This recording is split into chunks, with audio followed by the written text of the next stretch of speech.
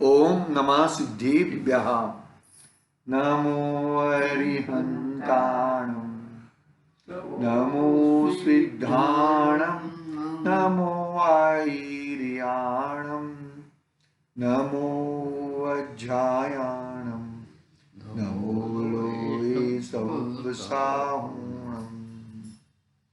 मंगलम भगवान वीरो, मंगलम गौतमो गणि, मंगलम कुंद कुंदार्यो, जैन धर्मोस्तु मंगलम। सर्वमंगल्यं मंगल्यं सर्वकल्याणकारकं, प्रधानं सर्वधर्माणां, जैनं जयतु शासनं, जैनं जयतु शासनम्। नमः श्रीवर्धमानाय निर्धूतमकलिलात्मने, सालोकानं त्रिलोकानं निर्विद्यादर्पणाय चेतिले चेतन चेत्या विना केम चालसी।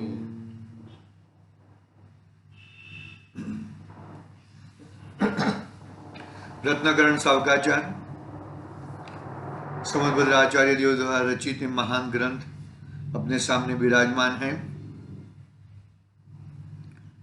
अनुव्रत अधिकार के बाद गुणव्रत अधिकार, गुणव्रत में दूसरा गुणव्रत अनर्थ दंड त्याग व्रत, अनेक प्रकार के पापों का त्याग, वो अनर्थ दंड व्रत है। बहुत ही विस्तृत रूप से सप्त व्यसनों का भी त्याग अनर्थ दंड में आ गया। ये सब चर्चाएं अपनी कल तक हुई थी। आज 81 नंबर का श्लोक पढ़ेंगे। उस श्लोक में अनर्थ दंड त्याग व्रत के 5 अतिचार, कितने 5, सभी व्रतों में 5 अतिचार लगते हैं।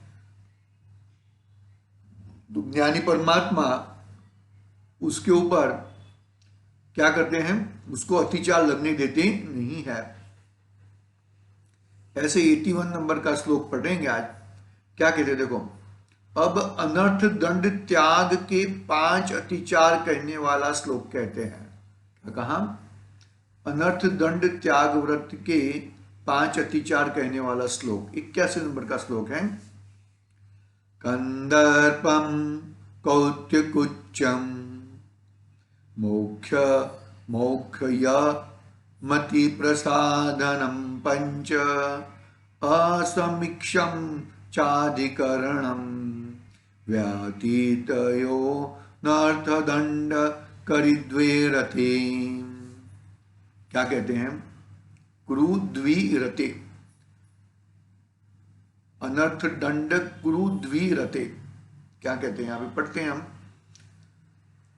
चारित्र मोहनीय कर्म के उदय से राग भाव की अधिकता के कारण हास्य से मिश्रित बंड वचन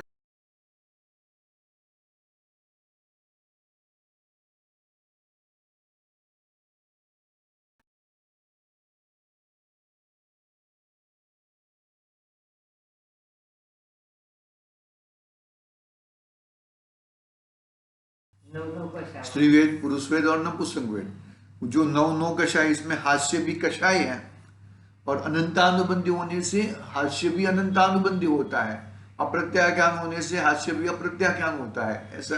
ऐसा है। तो क्या है? चारित्र मोहनीय के उदय से, यहाँ पे तो चारित्र मोहनीय सम्यक दर्शन प्रकट हो गया है। अनुव्रत किसको होते हैं? सम्यक दृष्टि जीव को होते हैं ना। तो अनंतानुबंधी हट गया है। अभी अप्रत्याख्यान वर्ण कर्म है, अप्रत्याख्यान वर्ण क्रोध मान माया लोभ है। तो हास्य भी अप्रत्याख्यान वर्ण का लेवल का रहता है। तो क्या कहते हैं यहाँ पे? चारित्र मोहनीय कर्म के उदय से राग भाव की अधिकता के कारण हास्य से मिश्रित भंड वचन बोलना वह कंदर्प नाम का अतिचार है।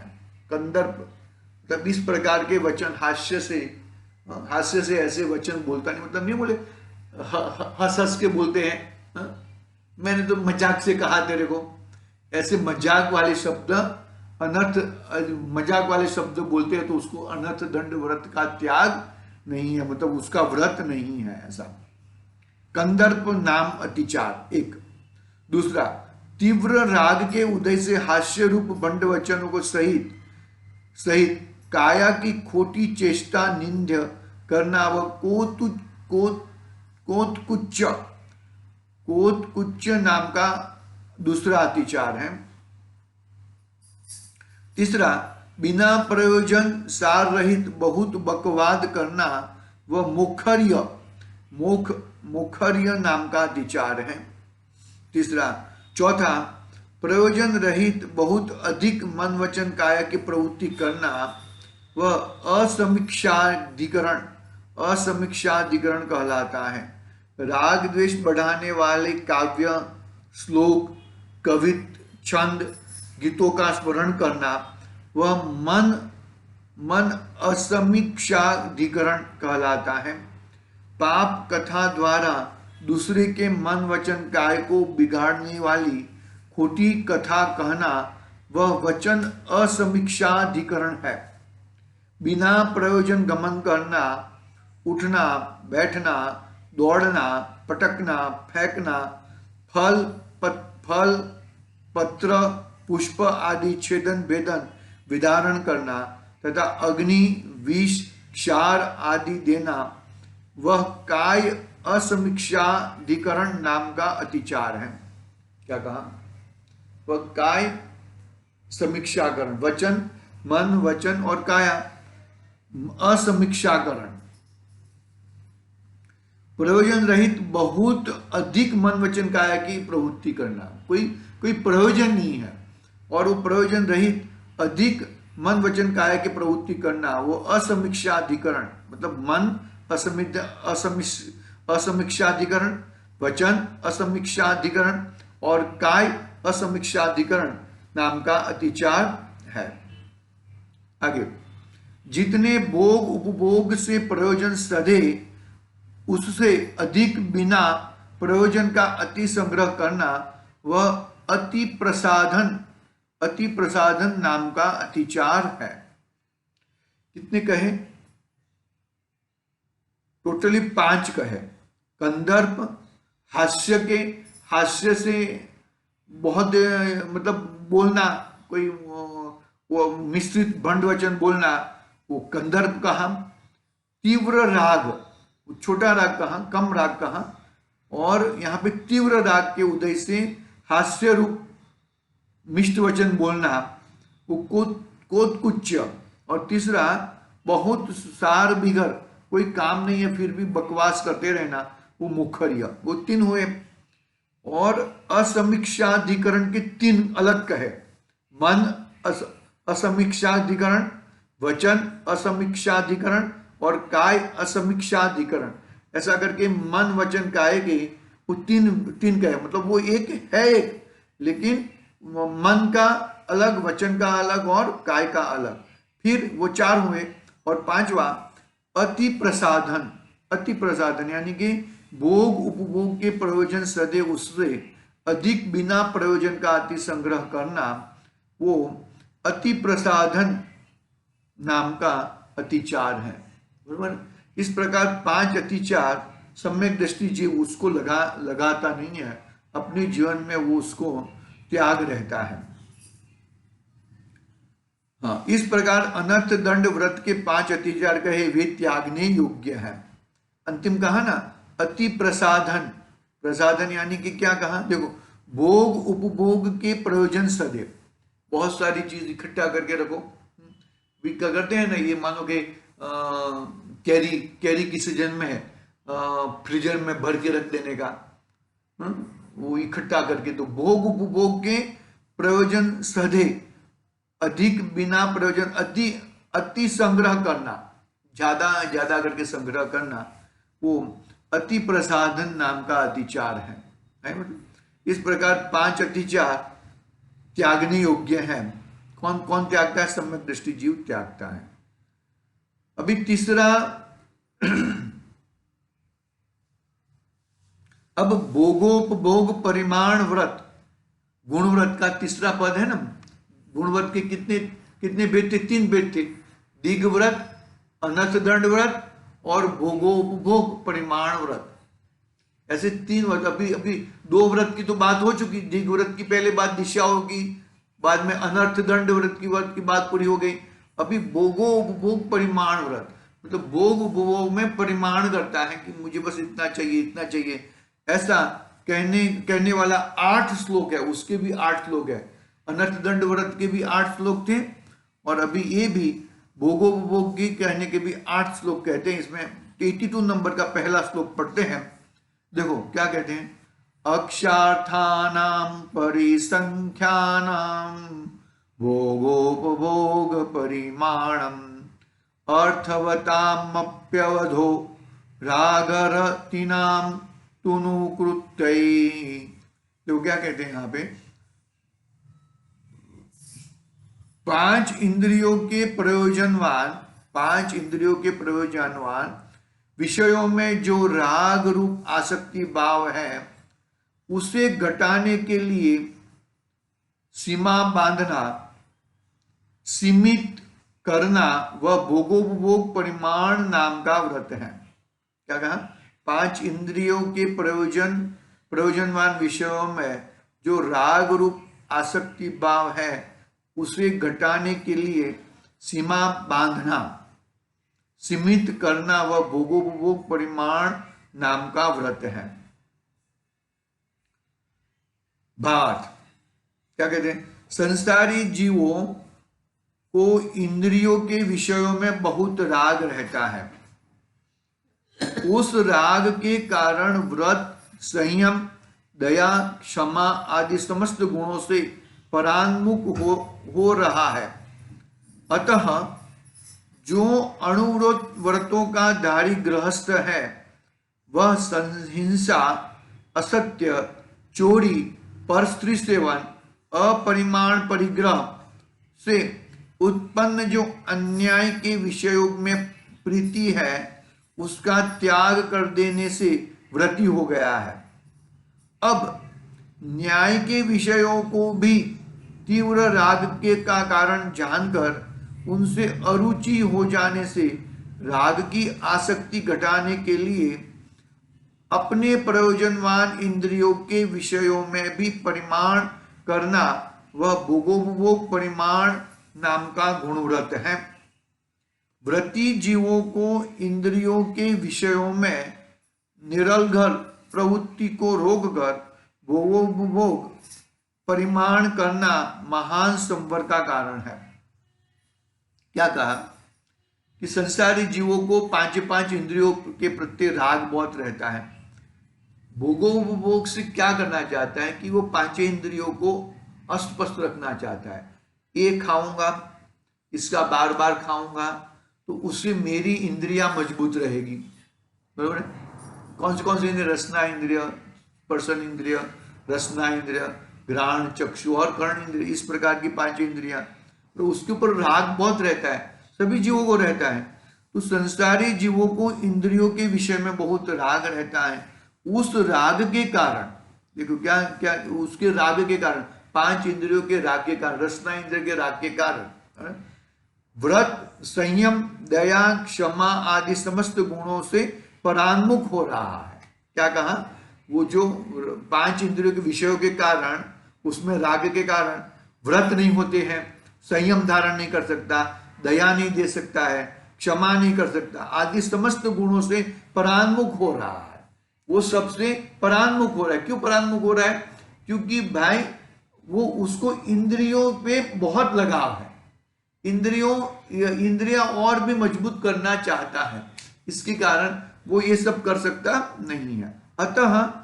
अतः जो अणुव्रत का धारी गृहस्थ है वह हिंसा, अणुव्रत जिसने धारे है ना, अणुव्रत कितने प्रकार के, 5 अणुव्रत है ना, अहिंसा अणुव्रत, अचौर्य अणुव्रत, फिर आगे क्या, सत्याणुव्रत, ब्रह्मचर्य अणुव्रत और परिग्रह परिमाण अणुव्रत। बरोबर है।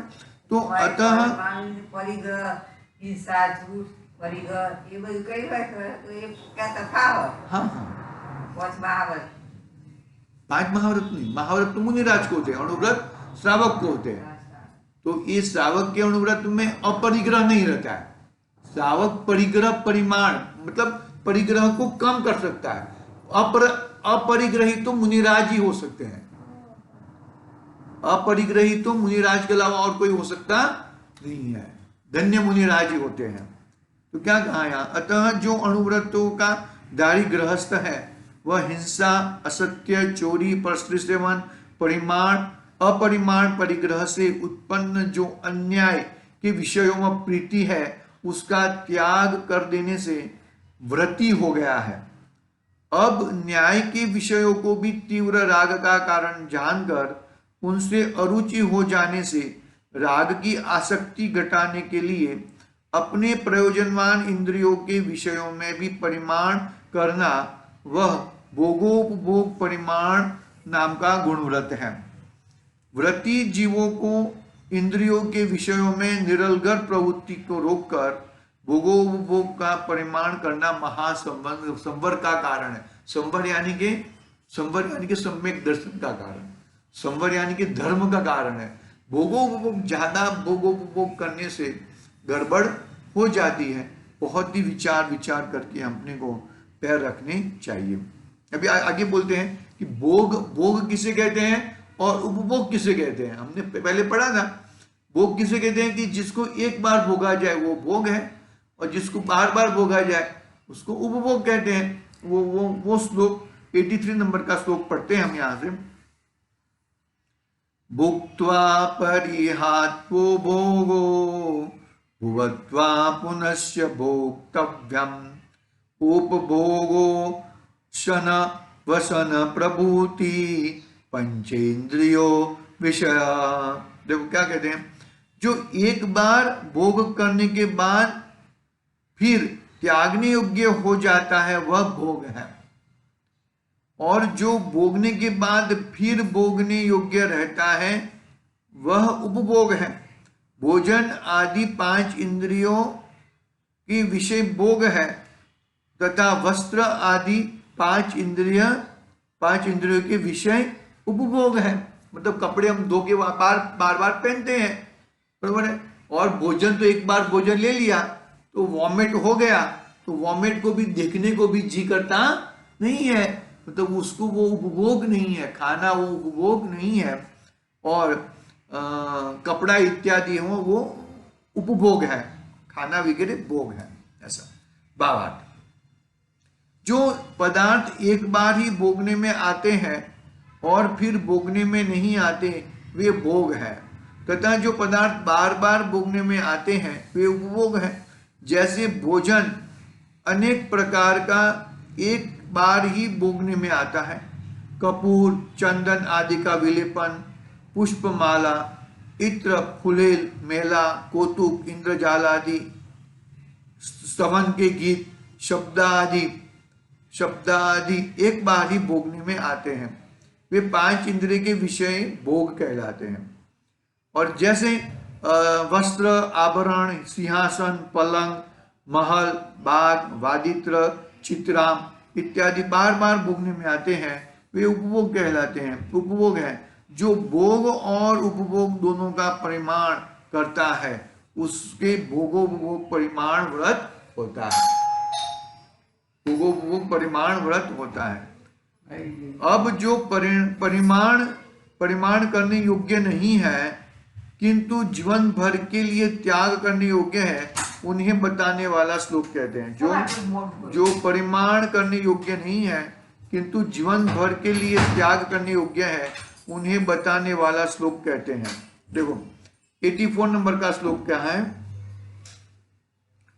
त्रसहति परिहरथाण क्षोद्रम पिशितम प्रमाद परिहति मध्यम च वर्जनीय जिन चरणों शरणम पूयाते। क्या कहते हैं देखो 84 नंबर के श्लोक में क्या कहा था अपना कि अब जो परिमाण करने योग्य है किंतु जीवन भर के लिए त्याग करने योग्य नहीं है उन्हें बताने वाला परिमाण यानी कि कम करता है लेकिन उसको त्याग नहीं कर सकता। इसकी बात 84 नंबर के श्लोक में कहते हैं। देखो जिनेंद्र भगवान के चरणों में जिनेंद्र भगवान की चरणों की शरण जिन्हें प्राप्त हो गई है, ऐसे जो सम्यक दृष्टि लोग हैं, इन्हें त्रस्त जीवों की हिंसा के परित्याग के लिए क्षोद्र अर्थात मधु तथा पिशित अर्थात मांस त्यागने योग्य है। प्रमाद अर्थात जो हित अहित में असावधानी है, उसे छोड़ने के लिए मध्य का त्याग अवश्य करना चाहिए। मतलब वही 3 मकार की बात आ गई ना, मद, मधु और मांस। ये મધુની કોઈ ખબર પડતી નથી મને. મધુ એટલે દારૂ, દારૂ. મધુ તો દારૂ, મધ મધ એટલે મધ એટલું મોટી પૂરું આવશે. હા, મધમાખીઓનો એ અને માંસ તો માંસ જ છે। तो ये त्यागने योग्य है। कौन? जिन्हें जिनेंद्र भगवान की चरणों की शरण प्राप्त हुई है, ऐसे जो सम्यक दृष्टि लोग हैं, इन्हें त्रस्त जीवों की हिंसा से परित्याग के लिए क्षुद्र अर्थात बोलते हैं क्षुद्र जड़ का त्याग है। क्षुद्र जड़ का त्याग यानी कि वहां पे त्रस्त जीवों की घात होती है, वहां पे वो जीव उस प्रकार का भोजन नहीं करता, वो उसमें मांस का दोष लगता है उसको। त्रस्त जीवों की हिंसा से, त्रस्त जीवों की हिंसा हुई हो किसी कोई न कोई कारण से, कोई अनजाने में हुई हो, मच्छर मर गए हो, चिड़िया मर गई हो, वो त्रस्त जीव में आ जाते हैं ना, कीड़े मर गए हो, ભોજન ના કરો. वो मांस भक्षी का दोष लगता है उसको। एक ये बात। मधु अर्थात पिशित मांस त्यागने योग्य ही है। वो खाना नहीं खाना चाहिए, वो मांस खाए ऐसा, मांस त्यागते हैं ऐसा उसको त्याग करना चाहिए। प्रमाद अर्थात जो हित अहित में असावधानी है, उसे छोड़ने के लिए मध्य का भी त्याग अवश्य करना चाहिए, दारू का भी त्याग करना चाहिए। ऐसा इसमें क्या होता है कि वो शब्द है ना, हिंदी के शब्द थोड़े अलग होते हैं और हम लोग गुजराती के शब्द अलग होते हैं, इसके थोड़ा प्रॉब्लम होता है। और कुछ આપણે ગુજરાત છે. हाँ શાસ્ત્ર ગુજરાતી છે. नहीं गुजराती हिंदी में पढ़ रहा हूँ मैं। ये रहा, ये हिंदी है, ये गुजराती, जिनवाणी गुजराती की है, ये पीडीएफ है ना वो हिंदी की है। भावार्थ, जो पुरुष जिनेंद्र देव की चरणों की आज्ञा वचनों की श्रद्धानी है, वे त्रस्त जीवों की हिंसा के त्याग के लिए मधु तथा मांस का त्याग करते ही हैं। प्रमाद जो अचेतनपना, उसे त्यागने के लिए मदिरा का त्याग करते हैं। जिसके मधु मांस और मध का त्याग नहीं है, वह जिन आज्ञा से परान्मुख है, जैनी नहीं है। क्या कहा? ऐसी बातें हैं बड़ो, इसमें तो क्या विवेचन तो करने जैसा सीधी सीधी बातें हैं। आगे त्यागने योग्य क्या है उसे कहने वाला श्लोक आगे दो श्लोक में कहते हैं कि क्या क्या त्याग करने लागे हैं। देखो 85 और 86 नंबर का श्लोक है। अल्प फल बहुविधातान्मूल कमाद्राणि श्रृंग वीराणि नवनीत निम्बकुसुमं केतकमित्येवमहेयत यदनिष्टं तदव्रत एदच्चा न पूसेव्यमेतदपि जविहात अभिसन्धिकृता वीरति विषयाद योग्याद व्रत भवति। क्या कहते हैं? देखो यहाँ पे दो श्लोक के माध्यम से कि त्याग करने योग्य क्या है, क्या क्या चीज त्याग करने योग्य है, वो बात बताते हैं। देखो यहाँ पे जिनके सेवन से अपना प्रयोजन रूप फल तो अल्प सिद्ध होता है। क्या होता है? जिनके सेवन से अपना प्रयोजन रूप फल तो अल्प सिद्ध होता है, किंतु खाने से अनंत जीवों का घात होता है। ऐसे कंद मूल, अदरक, कांटेदार छोटी झाड़ियां और वैर, शुंगवैर, कंदमूल, मक्खन, नीम के फूल, केतकी, केवड़ा के फूल, जिनमें अनंत जीवों का घात होता है, वे अनंत काय त्यागने योग्य ही है। जिनके एक शरीर में अनंत जीव है, वे अनंत काय हैं। जो अपने लिए अनिष्ट है उसका त्याग कर देना, जो सेवन योग्य नहीं ऐसे अनुपसेव्यों का त्याग करना ही उचित है। यद्यपि अनिष्ट अनुपसेव्य के सेवन का कोई प्रयोजन ही नहीं है, तो भी अपने अभिप्राय से योग्य विषय का त्याग करना भी व्रत कहलाता है। क्या कहा कि जो कंदमूल आदि का त्याग, बरोबर है। फिर बेर, सूंग बेर, कंदमूल, मक्खन, नीम के फूल, नीम के फूल आते हैं वो भी, केतकी केवड़ा के फूल, जिनमें अनंत जीवों का घात होता है, वे अनंत काय त्यागने योग्य ही है। जिनके एक शरीर में अनंत जीव है वे अनंत काय है। जी एक शरीर में अनंत जीव पाते हैं वो अनंत काय है। जो अपने लिए अनिष्ट है उसका त्याग कर देना, मेरे शरीर के लिए अनिष्ट है वो भी नहीं खाना चाहिए। जो सेवने योग्य नहीं है ऐसे अनुपसेव्यों का त्याग करना ही उचित है। यद्यपि अनिष्ट अनुपसेव्य के सेवन का कोई प्रयोजन ही नहीं है, तो भी अपने अभिप्राय से योग्य विषय का त्याग करना भी व्रत कहलाता है। ऐसी बात हुई। फिर आगे 85-86 नंबर का श्लोक हुआ। फिर उसमें है और भी बहुत सारा है, पढ़ लेते हैं थोड़ा। देखो, जिसका सुख तो जीवा को थोड़ी देर के लिए है, जीव को सुख थोड़ी देर में मिलता है, थोड़ी देर के लिए स्वाद मात्र, किंतु जिसके एक बाल बराबर कण में भी अनंतानंत बादर निगोद जीवों का घात होता है, ऐसे समस्त कंद मूल आदि तथा नीम का फूल, केतकी का फूल, केवड़ा का फूल त्यागने योग्य ही है। और भी बहुत से फूल जिनमें प्रत्यक्ष तरस जीव भरे दिखाई देते हैं, जिन धर्मियों के लिए सभी त्यागने योग्य है। ये सभी त्यागने योग्य है। जो वस्तु है तो शुद्ध ही है, किंतु खाने से अपने शरीर में वेदना उत्पन्न हो जाती है, पेट दर्द हो जाता है, वात पित्त कफ आदि दोष हो जाते हैं, दोष हो जाते हैं, खून में विकार, पेट में विकार करने वाले भोजन आदि दुख देने वाले इंद्रियों के विषयों का सेवन भी नहीं करो, जो जिससे पेट खराब हो जाए, इस प्रकार के भोजन नहीं करना चाहिए। जो अति तीव्र रागी है, जो अति तीव्र रागी इंद्रियों का लंपटी होगा, वही अनिष्ट पदार्थ का सेवन करेगा। अपनी मृत्यु तथा तीव्र वेदना के भोगने के दुख को नहीं गिनकर जो अनिष्ट वस्तु का भक्षण करता है, उन्हें जिह्वा की तीव्र विकलता से महापाप का बंध होता है। अनेक मनुष्य भोजन के स्वाद में राग करके अनिष्ट भोजन खाकर रोग बढ़ाकर आर्त ध्यान करके दुर्गति में चले जाते हैं। अतः अनिष्ट का त्याग करना ही उत्तम कार्य है। अनिष्ट चीजों का त्याग करना ही उत्तम कार्य है। ठीक है, एक पैराग्राफ पढ़ लेते हैं। कितनी ही वस्तुएं अपने कुल को, व्यवहार को, धर्म को मलिन करने वाली है, वे सेवने योग्य नहीं है, वे अनुपसेव्य है।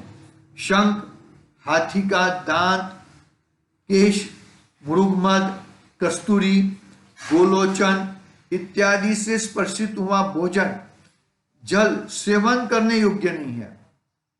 ऊंटनी का दूध, गधी का दूध, गाय का मूत्र तथा मल, कफ, लार, जूठन इस सेवने योग्य ही नहीं है। मलेच, भील, अस्पृश्य शूद्रों का स्पर्श किया हुआ भोजन अनुपसेव्य है। अशुद्ध भूमि पर गिरा हुआ, चमड़े से छुआ हुआ बिल्ली, कुत्ता आदि से तथा मांस भक्षी मद्यपायी द्वारा स्पर्श किया बनाया हुआ सभी भोजन तथा लोक निंद्य भोजन अनुपसेव्य है। जिन धर्मियों के भक्षण करने योग्य नहीं है, बुद्धि को विपरीत करने वाला है, मार्ग से भ्रष्ट कराने वाला है, धर्म से भ्रष्ट कराने वाला है।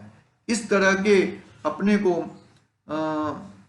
ऐसा भोजन, ऐसा चीजें यूज करनी नहीं चाहिए। यहाँ विशेष जानना कि श्री राजवार्तिक जी में भी 5 प्रकार के भोग्य पदार्थ कहे हैं जिसमें त्रस्त जीवों का घात होता है, जिसमें त्रस्त जीवों का घात होता है, जो प्रमाद उत्पन्न करने वाला है, जिससे अनंत जीवों का घात होता है, जो अनिष्ट है, जो अनुपसेव्य है। ऐसे 5 पदार्थों का संपूर्ण जीवन भर के लिए त्यागने योग्य है। जिनका त्याग संपूर्ण जीवन भर के लिए नहीं किया जा सके तो उसका त्याग काल की मर्यादा लेकर करना चाहिए। इस तरह अपना भोगोपभोग की परिमाण व्रत कहाँ है, आगे की बात कल पढ़ेंगे। आज के लिए ओम नमः सिद्धि ब्याह। निज निधि निज में बताई अनंत